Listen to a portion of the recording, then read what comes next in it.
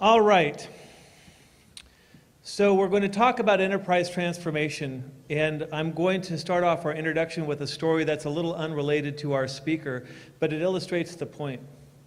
A gentleman was hired as the director of the Department of Revenue and Motor Vehicles for the state of Missouri.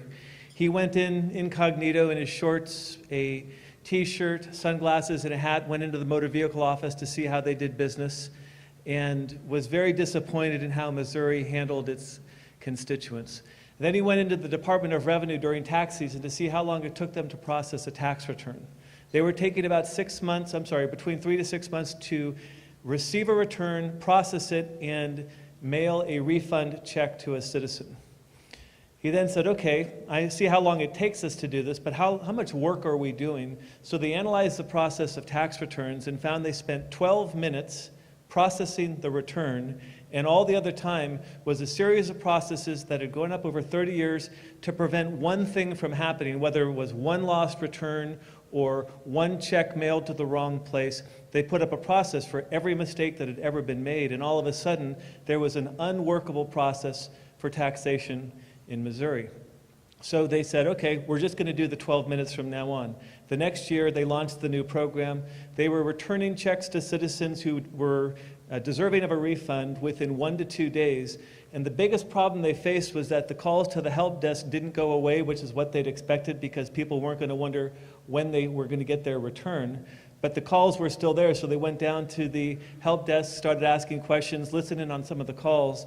The biggest problem they had was people calling in saying, I think you sent me this check by mistake. I'm not going to cash it. What should I do with it? They didn't believe that the state of Missouri could actually do their work that fast. And this is what you're about to undertake here, looking at processes. All the technology that Sunny can deploy will not help if you're just paving cow paths, as the phrase goes. And this is where our keynote speaker this afternoon comes in. John Nixon has been a leader in good government for many, many years. He was the budget director for the state of Utah and helped that state transform many processes. He then moved to Michigan, where he was appointed by the governor to be the director of the Office of Technology. You notice technology is listed first. Technology, management, and budget. He's also the budget director for the state, so it's where you would normally see a dual role, you have one person running these organizations. And he is key with his CIO, David Behan in Michigan, who's one of the top CIOs, in the transformation that Michigan undertook many, many years ago as they started to transform IT under the leadership of 2 different governors, most of it done under the work of Governor Jennifer Granholm. And what you'll find from John is a practitioner's viewpoint of how government can be more effective and more efficient, and how you can take a pragmatic approach to doing business as a state.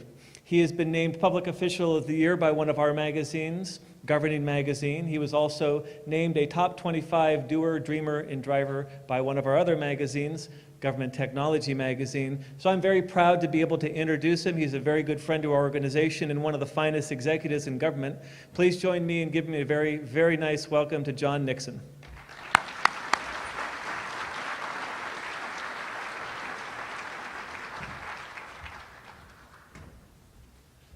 Thank you, Alan, and thank you, Hawaii. I've got to tell you, what a spectacular place. I've had a lot of people come up and say, oh, thank you for coming out to speak to us today, and I kind of chuckle. I do get asked to speak a fair amount, pretty much all over the country, but I must say Hawaii's got to be my favorite state. And when the opportunity came out, I brought my lovely wife, Deanne, and we're here. It's kind of I don't know if it was fortuitous or what, but today, if you go back to your room and turn on any national TV, you'll see Michigan on the headlines. Today, the House of Representatives and the Senate passed right-to-work legislation in the Union State. And so it's a good time to be in Hawaii. My morning started about 5 o'clock this morning when my assistant called and said, John, my phone's ringing, I'm waking up. She said, the governor wants to talk to you in 1 minute.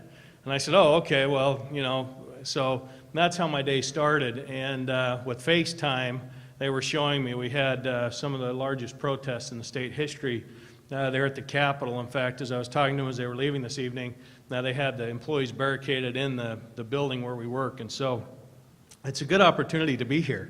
And let me thank you for the invitation. It is true. I've had the opportunity to work with enterprise transformation now in 2 states. I was very involved in the infancy as we went through it in the state of Utah with our great CIO, Steve Fletcher. I know many of you know him. And one of the opportunities that I had when I moved to Michigan was to not just be the budget director. They recruited me to be the budget director, but through that recruiting process, they said, we also want you to pick up and run IT and the administrative agencies. And I got really excited because I thought that was going to be a real opportunity to put the weight of the budget office behind technology and the other administrative functions of state government.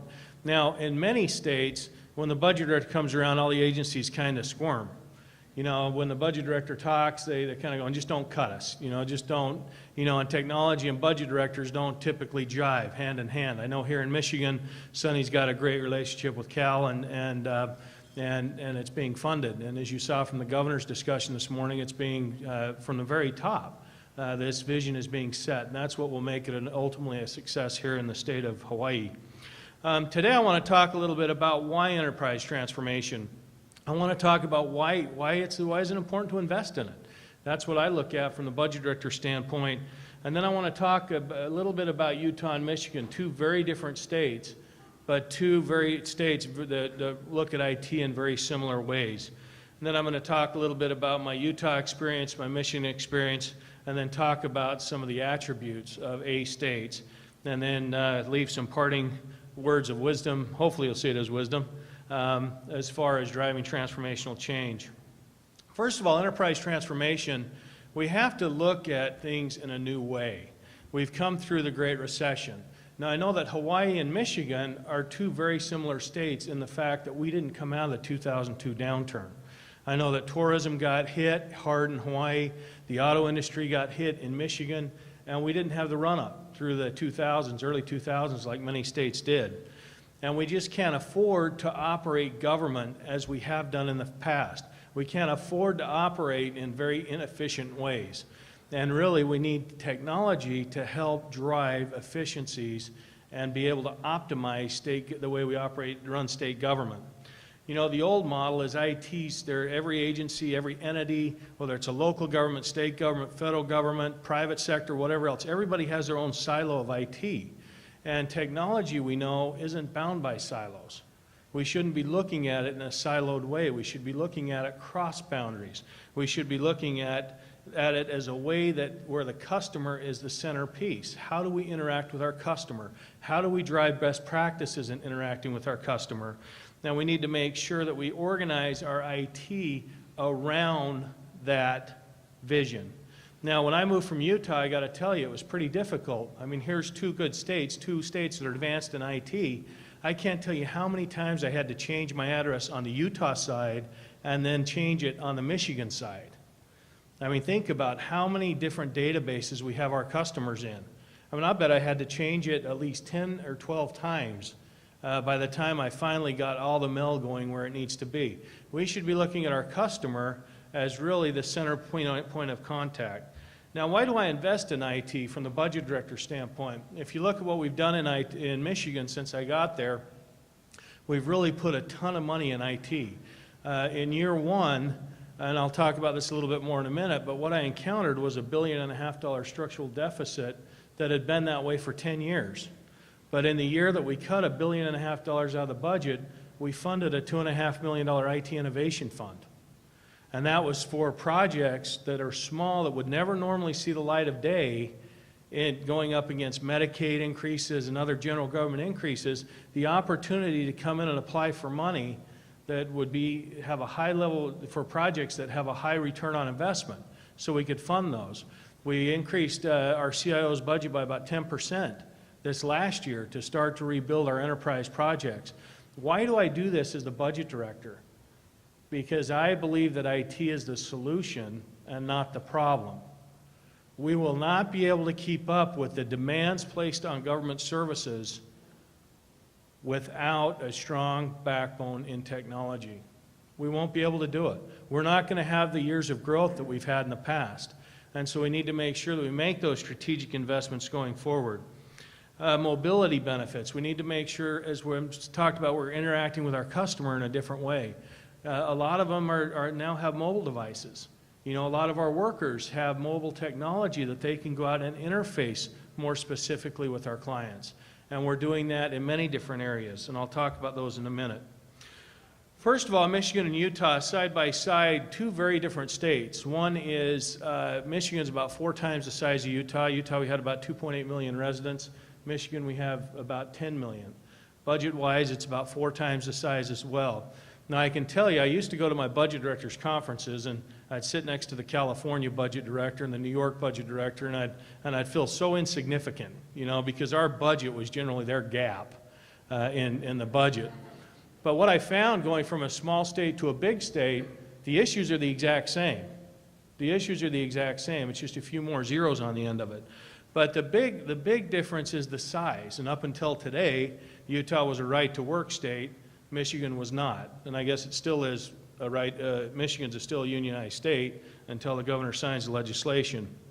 But there are two very different political environments, and they're two very difficult or different based on size. Now, they have a lot of similarities, and I'll go through these here rather quickly. First of all, they have a policy and employee culture emphasizing public value and sustainability. They both look at customer-centric type government. When we left Utah, or I'm not sure what they're up to now, but when I left Utah, they had over 900 online applications. 900. The ways that 900 applications where people get interface with state government without talking to a live person. Now in Michigan, when I got there, they were bragging that they had like 330. And I said, come on guys, we got a long way to go. But the customer is the focus. Federal, state, multi-state, local, state, all of those partnerships are very key and very similar in both states. Transparency and open government is important in both states. And, you know, the whole business integration and having transformational goals were both common themes in Michigan and Utah.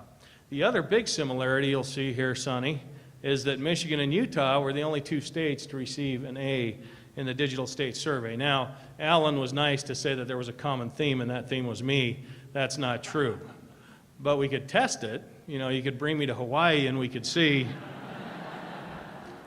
In fact, I got to kind of tell a story here. It was funny because they recruited me pretty heavily to come to Michigan.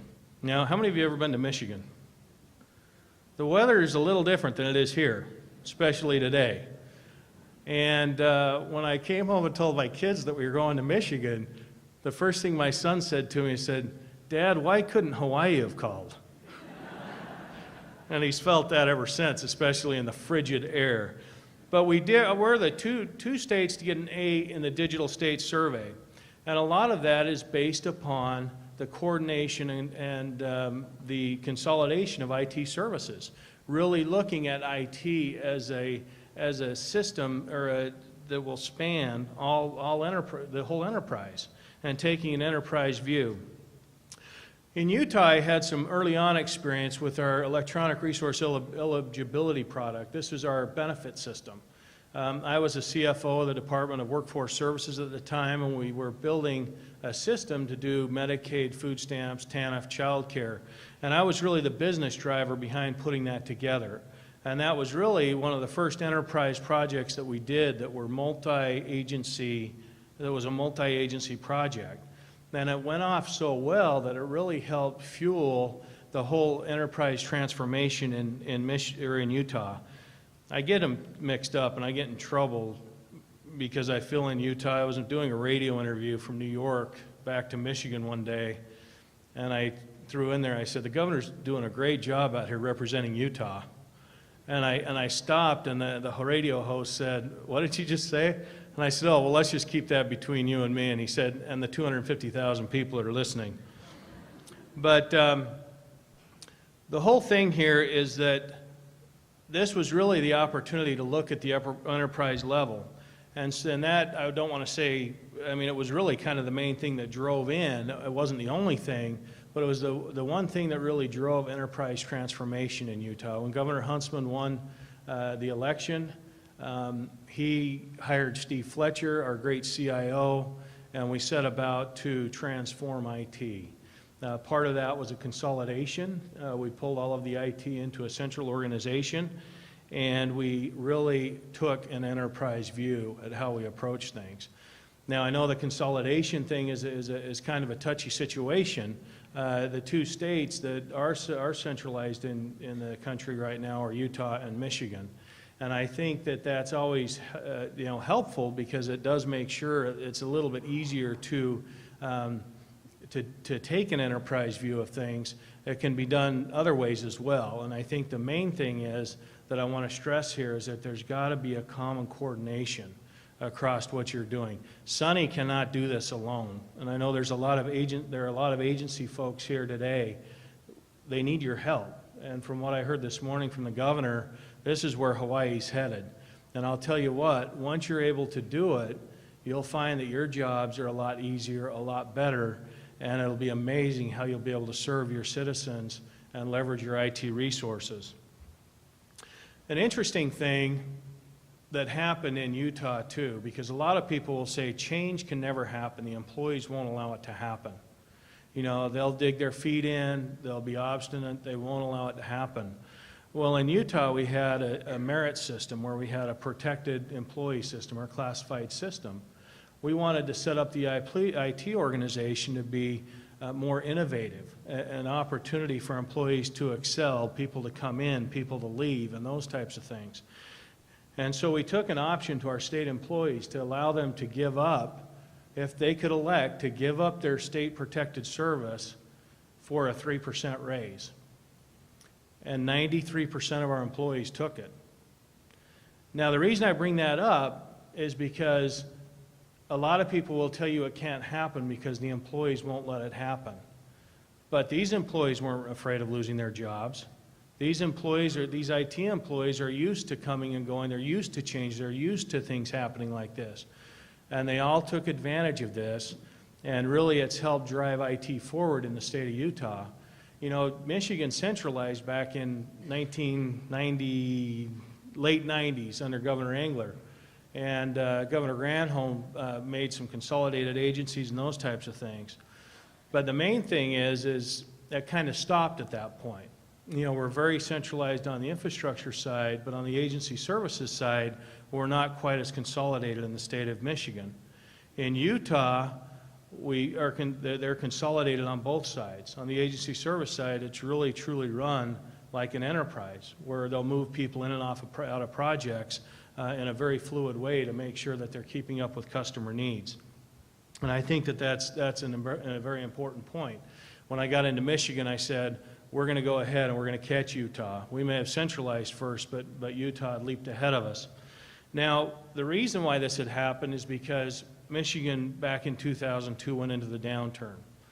And again, the auto industry fell apart, and our budgets went south in a real quick way.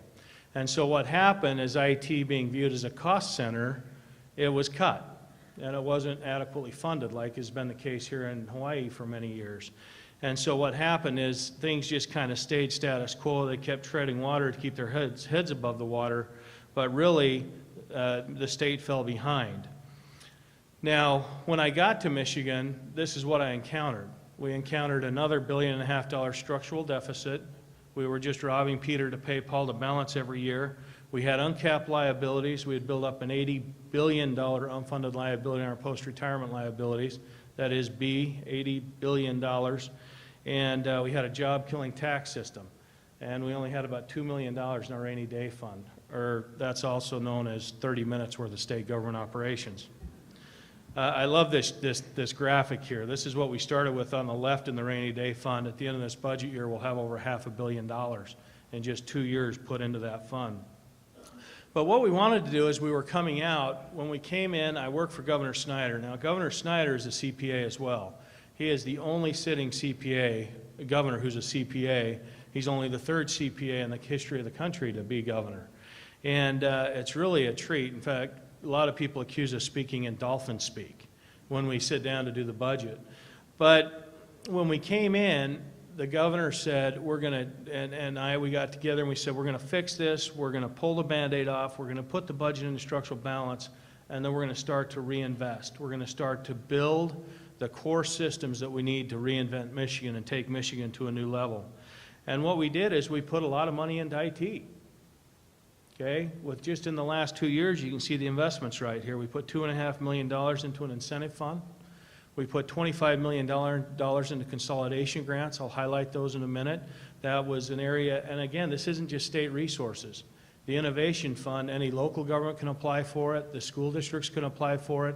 The consolidation grants are tied to local governments and school districts. These are local municipalities that can come together to leverage IT in a way that will help them achieve long-term savings and long-term efficiencies. The bottom one is a state system, is that when I sat down with our CIO, David Bean, we were going through all the enterprise systems. You know, we had our tax system that we collect $13 billion a year on is 30 years old. Okay, many of you aren't even 30 years old, but think about where IT was 30 years ago. And so as I sat with him, I said, we want to make a big investment in technology, and I had an aha moment. I realized this can't just be a one-time infusion. This has to be an ongoing base adjustment. And so I went to the legislature. I asked for $50 million. We did get $50 million, but $3 million got earmarked towards the Capitol where the legislature works, as you know how that stuff works. But we got $47 million. And we are starting on a big plan. We've got 17 initial projects on the docket right now. And what that's going to allow us to do is phase fund them over the next several years. You know, traditionally you fund IT with one project. You start one project, but we're actually going to start several projects because we know we have that $50 million going forward. And I know that if we come in on time within budget and start to show some results and some accountability for the dollars, we've got a close partnership with our legislature, and I think we'll be able to accomplish some big things. Now, I talked about the governor being CPA. The other cool thing is the governor is also a very high-tech person. He ran on being a nerd. I made the mistake one time of referring to him as a geek, and I was corrected. You know, I don't know if you know the difference between a nerd and a geek, but he's a very smart person. He ran Gateway Computers. He was a CEO of Gateway Computers, and then he left that and started some venture companies and funded several high-tech companies. And so he's right there with David and I. And when they hired me, they said, go out and find a CIO. And they gave me a stack of resumes, and David's was at the top, and he emerged as the top candidate. But what you see here is the brand new edition of Public CIO. You notice they went based upon looks here in the picture. I'm at the back. The other thing is if they had me at the front, you wouldn't have seen the other two. But really we have a governor who's he's technologically very savvy. He understands. His vision for technology is very bold. I heard that this morning in this room. Okay, guys, you've got support from the top. The governor's committed to this, and that's what's very key. They have a state budget director who fully embraces technology. That was one of the reasons. I was a budget director for the best managed state in the country, in Utah. We were the only state to get an A in financial management in the last Pew survey. But the opportunity to go in and be part of something big and to run IT and work so close with IT is what ultimately got me to Michigan. And then we went out and hired the best CIO. Sorry, Sonny. Well, okay, you can maybe be best up there with him. But we started out immediately. I sat down with David Bean and I said, here's our vision. I want you to focus on our vision statement. Okay, this is our mission, vision, and our value statement. And we revamped this, but our vision statement is we will make the state of Michigan one of the most innovative, efficient, and responsive governments in the world. Okay, when I shared this with the governor, he said, why do you have the word government in there? Why don't you replace that with entities? And I thought, that's pretty big. That's pretty big. But that's really where we're driving to. And the thing about technology is if technology doesn't get its job done right, the rest of government can't do its job. And I impress upon our IT employees' minds every day, if you don't do your job right, if you're not innovative and efficient, it'll bring governments to its knees. So we're going to do this in a couple of different ways. First, shared services. I've talked a lot about this. We have over 1,800 forms of local government in Michigan. That's a lot of local governments. Okay, we love our local governments, but we can't afford to fund 1,800 forms of local government and a state government. Okay, now that doesn't mean we need to do away with them. It means that we need to share services. Okay, we're setting up a virtual city in Michigan, which is going to have a back-end office where people can come in and do their payroll, their accounting, and their other IT functions in a centralized, consolidated way. So each individual municipality doesn't have to go out and put its new ERP in, or go out and put its new their other systems in, their payroll system, their tax system. We're also, one of the things we're doing is we're starting to talk with several other CIOs we had several CIOs come to Michigan, and we started talking about how we can share services across state lines. Again, this is something that has to happen because technology can get us to the end game, but we need to use it smart, and we can't work in silos. If we keep working in silos, we just can't afford it, and it's gonna really hurt us in the long run. The local government competitive grants I talked about, basically, we gave $3.6 million to the city of Grand Rapids to develop the financial management system. This is the first virtual cities piece that I just referred to. We also gave $550,000 to 3 of our cities to jointly process their income tax returns. Okay, an upfront investment of $550,000 from the state is going to save a few $1,000,000 a year to these local governments over the next several years. So these are the types of things, as we're rebuilding the budget, as we're looking at investing money going forward, we're really trying to find the things that will bend the long-term cost curves. Okay? Now, I stand up here selfishly and support IT because, again, I think without a strong backbone in IT, we're not going to be able to keep up with where we need to go going forward as government. Customer service, I'll go through this really quickly. The governor's got the concept of My Pages, and he basically says customers don't care where you are in government. They certainly don't care that we have 18 separate state agencies. And you know what, for that matter, they really don't care whether it's their garbage or their state income tax return. Okay, we need to have a single portal where customers can interact with their government. So we're starting rolling this out at the state level where the customers can interface with the state government through a single portal. I heard about this morning, Sonny, with what's in your plan, which is very impressive. But it's really making it customer-centric government. Now, the problem that we know is that the interface is easy. It's all the back-end legacy systems that's causing us to pull our hair out. You can see I don't have any left. But we know that we need to start addressing those. But as we start to rebuild with an enterprise view, we need to know that we need to do it in a way that we can put it into this system and make sure that we're all tied together from an enterprise view. Michigan Apps is a human services application that we just brought out. Basically, it will text message clients when a caseworker's made a change to their file. And it's done some other cool things. I'm going to kind of skip through these because they're telling me I'm out of time, but I'll be happy to answer any questions if you have any after.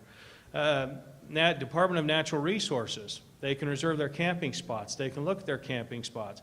Now, what's going to be cool when this whole thing's fully done is we'll be able to tell where they'll be able to put their preferences in, and we'll be able to push out campsite X is open at Y campground. Would you like to go camping this weekend? And that'll be really cool, again, basing it on the customer's preferences and the customer's needs. Department of Transportation, as far as traffic reports, they can go on in real time and see what's going on within our road system in Michigan. And this is one of the really exciting pieces. This is getting back to what Alan was just talking about, transforming how we operate. In Michigan, we have 4 of the top 10 most dangerous cities. Okay, Detroit, Pontiac, Flint, and Saginaw. They took me up in the helicopter the other night. Just within 5 minutes, we had a Family Dollar that was robbed. We had a high-speed chase with a car full of guns, and another car had been hijacked with 2 AK-47s. And this was all in 5 minutes. And I'm going, this is not a real cool place to be. Detroit's a great place, but it's dangerous. And the governor's very committed about enforcing or increasing the police presence, the Michigan State Police presence, along with in cooperation with the local governments. So what we did is we found that we have all these command centers throughout the state. We had 69 police posts, Michigan State police posts. Now with the technology and the third generation cop cars, we don't need the posts anymore. There's more technology going into our patrol cars than there are in most offices. They can print, they can FaceTime, they can do whatever they need to do in their patrol cars to make it so they can be out on the road patrolling. And that's put a lot of troopers back on the street and put us in a model where we can heavily invest in public safety going forward. That's very exciting. You need to measure it. Sonny talked about the importance of data and metrics this morning. It's key. As I mentioned, we went out and we got a lot of money from the legislature, we got a lot of support, but we need to make sure that we're being accountable for that money, and we need to show how we're bending the metrics and moving the metrics and moving them and increasing them. In fact, every budget request that comes into me as a budget director, it has to be tied, any request has to be tied to a metric, and we need to have it tied back to the governor's plan on how we're going to reinvent Michigan. And this is so important going forward because we don't want to waste our time on stuff that's trivial or stuff that's not meaningful. And so this is very key going forward. This is our dashboard. We have dashboards in place. We have our accountability piece, our transparency piece. Again, we're not anywhere where we want to be because our back-end systems are not there. We need a new ERP in a very, very bad way because we have siloed fiscal systems in the state. And we need to make sure that we fix that first, and that will drive the next level of transparency. So in Michigan, we're really striving to hit a government 2.0. We're changing the playing field, and this is how we're doing it. It's organized around our customers, openness and accountability. It's good data-based. We're really pushing the mobile aspect of what we're doing, and we're really rewarding innovation because it's all of our great employees that can innovate and come up with really key ideas going forward. Here are some attributes of A states. As I thought about it, you're a B-. I know the goal here. It's been a stated goal that you want to get to an A in the Digital States Survey. And so here are some attributes of A states. I'll just quickly go through these, but the main thing is you need commitment from the top. Now I've seen it. You can't get any higher than the governor. He's committed. Okay, you got a great CIO here who's committed. You have a budget director who's committed. Okay? Now, all of you guys need to coalesce around that commitment and know that this is something that's really going to benefit the residents of Hawaii going forward and really make it so you can operate in a much more efficient and effective way. You need to create an enterprise-level team. You shouldn't be doing any development in silos anymore. You should be talking at an enterprise level. Okay? I know you're decentralized here in this state, and I'm not saying you have to centralize today. But what I am saying is you need to be coordinated and you need to make sure that you're talking under the common vision of the CIO who's reporting to the governor. You need to make sure that your program team has the adequate resources, the technology, the support to really drive changes. You need to do a thorough analysis of your state's IT system. One of the first things I did when I got in is I sat down with David and we hired Gartner to do a study on our IT system. Now, I'm not trying to dump on Michigan. Michigan's a great state. They have a lot of strong things going in IT. But we have a governor and a budget director and a head of the department who want to take it to the next level. And this is how we're doing it. But one of the first things we did is we brought in that study group, and they basically gave us a whole new organizational structure. They said your CTO needs to be, or your chief enterprise officer needs to, and your chief technology officer needs to be looking at the enterprise. They shouldn't be running the day-to-day operations. They should be looking at the enterprise going forward. And so we've made those changes. Now we've aligned ourselves more in sync with our customers. You need to make sure you identify what's best about your state and make sure you're in alignment. I just talked about that. You have to make sure that you communicate. Communicate, communicate, communicate. Okay? There are a lot of people in this room. And to make this a success, you need to communicate, and you have to have a communications plan talking about two things. It's great that you have the business community involved here. You need to make sure that you're looking at return on investments and telling how this can happen and how it's going to benefit Hawaii. Most of the times, people look at IT as a black box. They don't understand it, they hate to invest it, and they view it as a cost center and a pain that they wish would go away. I'm here to tell you IT is the solution, not the problem. And it's a communications issue, so if there are any communications folks here, make sure you focus on that. I know you've got communications people here in the room. And most of all, have fun and support and recognize your staff. You're not going to do this without everybody engaging and engaging everybody at the staff level. And you don't want to burn people out. It's a heavy lift, guys. And again, Sonny can't do it alone. So key steps in going forward. Think long term. Again, as a budget director, I like to bend those long-term cost curves. Tell the story. Make sure you communicate. Build strategic relationships. Identify key champions throughout state government, again, local government, the business community, in a shared way. Okay, the state doesn't have all the answers. Local government helps. Everybody's in this together. And then most importantly, listen to your customers. Okay? Now, I have challenged David, being our CIO, with one challenge or one motto. And I end every senior staff or executive staff meeting with this one thing. And that is, again, as I mentioned, we're a centralized agency. All of the administrative functions, all of the IT have to run through my agency. And I tell my senior staff, I say, our goal is to have people work with us because they want to, not because they have to. Okay? And that's something that we should drive to, and every day we wake up, we should make sure that we're doing that. Guys, I wish you a ton of success. I love your state. It's a beautiful state.